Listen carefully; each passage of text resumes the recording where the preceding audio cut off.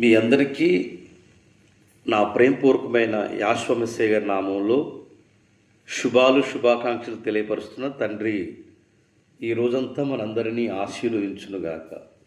కార్యక్రమాన్ని ప్రారంభం చేసుకుందాం. తండ్రికి మహిమ. ఒక పాట విందాం ముందు.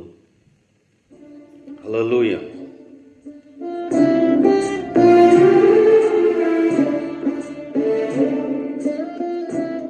అందరికీ తెలిసిన పాటే, అందరూ నేర్చుకున్నాం, అందరూ పాడారు. హల్లెలూయా.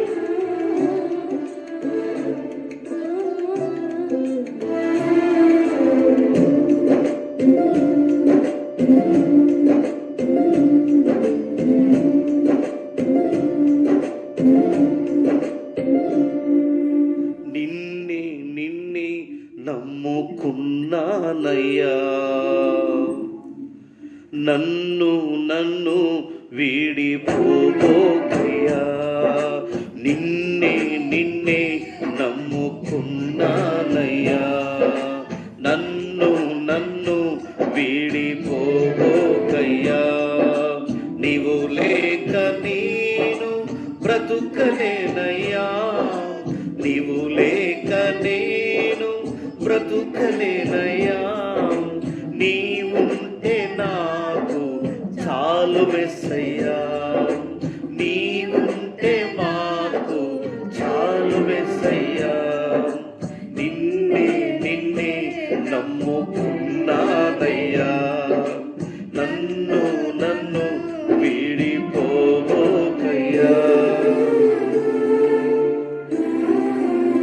అందరూ కూర్చొని పాట కలిసి పాడండి. పనిచేస్తూ ఆయన ఈ కార్యక్రమం వీక్షిస్తూ పాడవచ్చు.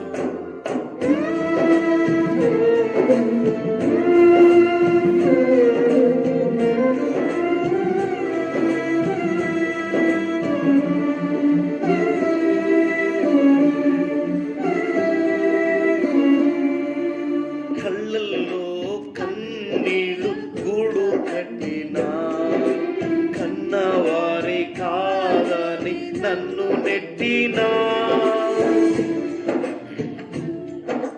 కన్నుల్లో కన్నీళ్ళు గూడు కట్టినా, కన్నవారి కాదని నన్ను కొట్టినా, కారు చీకటులే నన్ను కమ్మినా, కఠినాత్ములెందరూ నన్ను కొట్టినా, కారు చీకటులే నన్ను కమ్మినా, కఠినాత్ములెందరూ నన్ను కొట్టినా, కఠినాత్ములెందరూ నన్ను కొట్టినా. నిన్నే నమ్ముకున్నానయ్యా,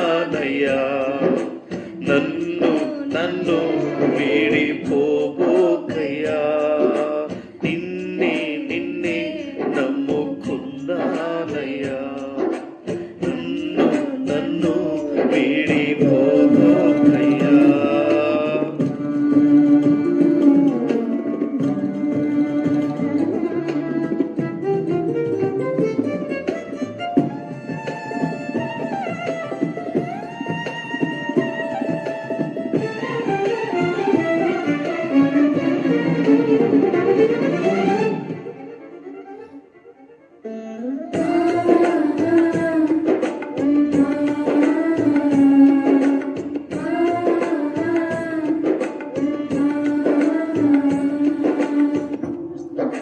చేయని నేరములంటగట్టినా, చేతకాని వాడనని చేదరించిన, చేయని నేరములంటగట్టినా, చేతగాని వాడనని చేదరించిన, చీకు చింతలే నన్ను సుట్టినా, చెయ్యిమే చితికి నన్ను చేర్చిన, చీకు చింతలే నన్ను సుట్టినా, చెయ్యిమే చితికి నన్ను చేర్చిన, చెలిమే చితికి నన్ను చేర్చిన. నిన్నే నిన్నే నమ్ముకున్నానయ్యా.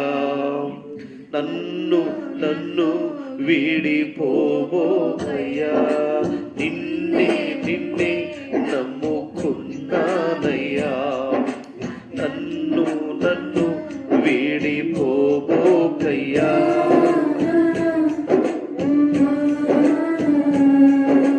హల్లెలూయా హల్లెలూయా. తండ్రి నామానికి మహిమ కలుగునుగాక. శ్రేష్టమైన వాక్య భాగంలో మనం వెళుతున్నాం. తండ్రికే మహిమ. ఈరోజు పరిశుద్ధ గ్రంథమైన బైబిల్ నుండి కొన్ని మాటలు మీ అందరి ఎదుట ఉంచాలని తండ్రి తెలియపరిచాడు. తండ్రికి మహిమ కలుగునుగాక. 128వ కీర్తన గ్రంథంలో ఒక ఆశ్చర్యకరమైన మాట ఉంది. దాన్ని నేను చదువుతాను. తండ్రికి మహిమ. 128:4 యావే యందు భయభక్తులు గలవాడు ఇలాగూ ఆశీర్వదించబడునని ఈ లేఖనం సెలవిస్తుంది. ప్రియ సహోదరి సహోదరులారా, వాగ్దానాలు చాలా విలువైనవి కనుక తండ్రి చెప్పే మాట ఏంటంటే, ఈ వాక్యాలు అందరికీ తెలుసు, కానీ తండ్రి యందు భక్తి కలిగిన వారు ఇలాగూ ఆశీర్వదించబడని లేఖనాల్లో అది నిరూపించబడింది.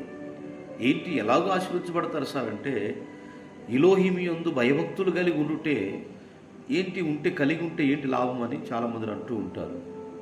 యావే యందు భయభక్తులు గలవాడు ఇలాగూ ఆశీర్వదించబడును. కనుక ఏంటయ్యా ఈ లేఖనాల్లో రాయబడ్డ మాటలు అంటే, ఇక్కడ శ్రేష్ఠ భాగం, మంచి వాక్యం ఏంటంటే, యావే యందు భయభక్తులు కలిగి ఆయన త్రోవల యందు నడుచు వారందరూ ధన్యులు. ఎంత ధన్యులు అంటే, చూసారా, పై భాగంలో రాయబడింది, యావే యందు భయభక్తులు గలవాడు ఇలాగూ ఆశీర్వదించబడు. మీకు అర్థమవుతుందండి. ఈ రెండు వచనాలలోనే గొప్ప మర్మం ఉంది. ఆయన యందు భయభక్తులు కలిగి ఉంటే మనకి ఏంటి లాభం అంటే, ఆయన ఇలాగూ ఆశీర్వదించబడదు అని రాయబడింది. 128వ అధ్యాయం 2వ వచనంలో, నిత్యముగా నీవు నీ చేతులు కష్టార్జితము నీవు అనుభవించదువు, నీవు ధన్యుడువు, నీకు మేలు కలుగును అని రాయబడింది. నీవు ధన్యత పొందాలి అంటే, నీకు మేలు కలగాలి అంటే, ఈరోజు నీ కష్టార్జితం ఎవరు తింటున్నారో మనం ఒకసారి చూసుకోవాలి. ప్రియ సహోదరి సహోదరులారా, నీ కష్టార్జితం చెమటోచ్చి కష్టపడిన రూపాయి డాక్టర్లు తింటున్నారా? సినీ యాక్టర్లు తింటున్నారా? దొంగలు తింటా ఉన్నారా? అలాగే హాస్పిటల్లో నిజంగా సారా కుట్లోళ్ళు తింటున్నారు. ఒక్కసారి మనం పరిశీలన చేసుకున్నాం. సహోదరి సహోదరులారా, 128వ కీర్తనలో మనకు తెలిసిన వాక్యాలే ఇవి. మనకి ఈ వాగ్దానం ఏం తెలియపరుస్తుందంటే, నిత్యముగా నీవు నీ చేతులు కష్టార్జితము నీవు అనుభవించదువు, నీవు ధన్యుడువు, నీకు మేలు కలుగును అని రాయబడింది. అంటే మన కష్టార్జితాన్ని ఇతరులు తింటున్నారు కాబట్టి ఎవరు కష్టపడితే వారు మాత్రమే తినాలని ఈ వాగ్దానం తెలియపరుస్తుంది. నీ పిల్లలు, నీ కుటుంబం, నీ నువ్వు బాల్య దినాలలో నుండి యవనస్తులుగా ఉన్నప్పుడు సంపాదించిన కష్టార్జితం ఈరోజు నీ కుమారులు తినడానికి అవకాశం ఉందో లేదో. నీ ఆస్తి అంతా కూడా మంచిగా తాగినట్లుగా డాక్టర్లు తినేస్తున్నారా, త్రాగేస్తున్నారా? ఈరోజు అయినట్టున్నాడు, నీవే అనుభవించాలి నాన్న, నీవే తినాలయ్యా అని ఈ లేఖనం కష్టపడిన వ్యక్తులకు తెలియపరుస్తున్న సామెతల గ్రంథం 14వ అధ్యాయం 26వ వచనంలో, యావే యందు భయభక్తులు కలిగి ఉండుట బహుధైర్యం పుట్టించును, అట్టివారి పిల్లలకు ఆశ్రయ స్థానం గలదు అంటాడు. అంటే ఇజ్రాయేలీ యందు యావే తండ్రి కనికరం చూపినట్టు తండ్రి యావే యందు భయభక్తులు కలిగి ఉండుట బహుధైర్యం పుట్టించును, అట్టివారు పిల్లలకు ఆశ్రయ స్థానంగా యావే నియమిస్తాడని లేఖనంలో రాయబడింది. సామెతలు 19:23లో యావే యందు భయభక్తులు కలిగి ఉండుట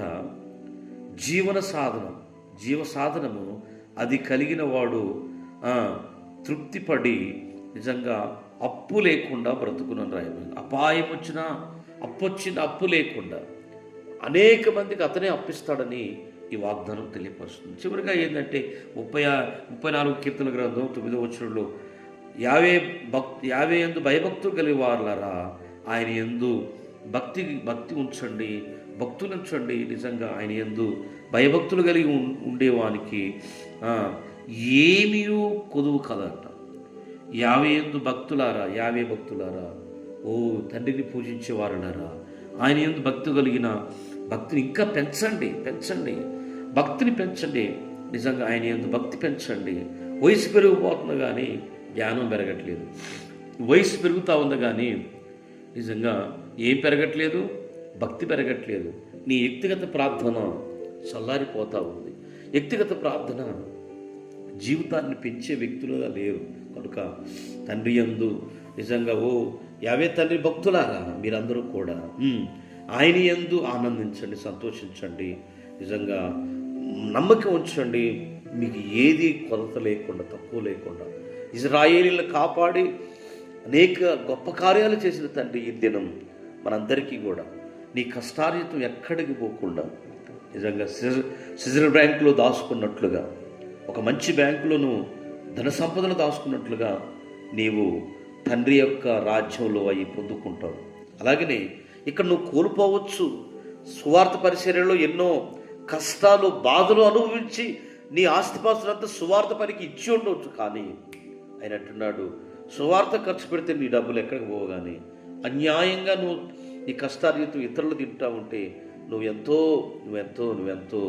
బలహీనుడు అయిపోతావు. కాబట్టి ఖచ్చితంగా తండ్రి యొక్క సన్నిధిలో మనమందరం కూడా తండ్రి యొక్క సన్నిధానములో ఈరోజు మన కష్టార్జితం ఇతరులు తింటున్నారా, మన కష్టార్జితం ఎవరు తింటున్నారో ఒకసారి మనం పరిశీలన చేసుకొని, మన కష్టపడిన వాడు ఆ కష్టార్జితానికి ఎవరు కష్టపడతారో వారు అర్హులై ఉన్నారు. కాబట్టి తండ్రికి మహిమ. ఈ వాగ్దానాలన్నీ కూడా తండ్రి దీవించి ఆశీర్వదించిన శ్రమల్లో, కష్టాల్లో, బాధల్లో, కన్నీళ్లలో ఉన్న ఆ సర్వోన్నతుడు ఇజ్రాయేలుకు తోడున్న తండ్రి మనకు కూడా తోడై ఉంటాడని వాగ్దానం తెలియపరుస్తుంది. తండ్రికి మహిమ. తండ్రి ఘనత, మహిమ, ప్రభావాలు ఆయనకి కలుగును. ప్రార్థన. తండ్రి వాగ్దానాలు దీవించు. మహిమ కలిగిన తండ్రి పరిశుద్ధుడా, ఇంతవరకు మీరు మాట్లాడుతూ వచ్చారయ్యా, ఆశీర్వదించండి. ఏ కార్యక్రమాన్ని ఏ రోజు ఏ క్షణమందు వీక్షించిన ఈ దినమంతా వారికి తోడుగా ఉండండి.